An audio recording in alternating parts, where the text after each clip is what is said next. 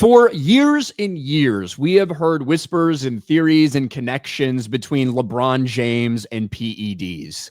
And, you know, of course, any player that has this amount of time when he's like at this type of athletic peak and his body looks like this at 40, like all of this stuff, people are going to ask questions. But we've also had connections that go far beyond that and allegations from people.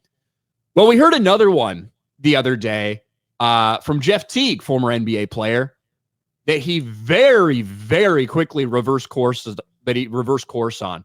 And I believe it's because LeBron's team got to him. I don't know if there's any other way to say it. Former NBA All-Star accuses Lakers star LeBron James of steroid use. And it was right over here. Club 520, they're doing their little thing. And obviously they have a lot of fun. They joke around, stuff like this. But listen to Jeff Teague talk about LeBron. Which Bron was better? Miami Heat Bron. Miami Heat Bron. Miami Heat. I'm going this Cavs Bron because this Cavs Bron had a 3. Man, y'all crazy. Miami Heat Bron was, he was on steroids, bro. He had to sit out. He was on steroids for real. Like legit was on steroids, bro.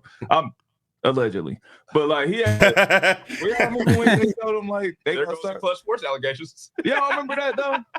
When they was like he got everybody, they started testing for HGH, and they was like, yo, and he had to sit out. Like he said his back was hurt, and he sat out for like 3 weeks, and he came back skinny. This is just I was in the league. I remember, and he came back in. He was crazy though. Nah, that might have been the best Bron, bro. So that's the clip. And he's saying, remember when LeBron was on steroids, like legit on steroids? He was on steroids, allegedly. And then he goes and tells the story. And that's true. That is true about LeBron. He suddenly had this back injury. I think that was maybe the first year back in Cleveland. He went down to Miami to like recuperate or whatever. And when he came back, he was significantly smaller. All of a sudden, Jeff Teague, after a day, 24 hours after that, comes out and completely walks that shit back. Y'all weird. I was just joking about Bron. He was just that dominant. Chill.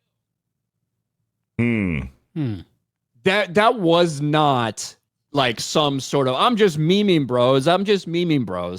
That was not the case with this. Yeah, he went into detail about time missed and LeBron coming back. He believed that LeBron was on, whether it was steroids or HGH.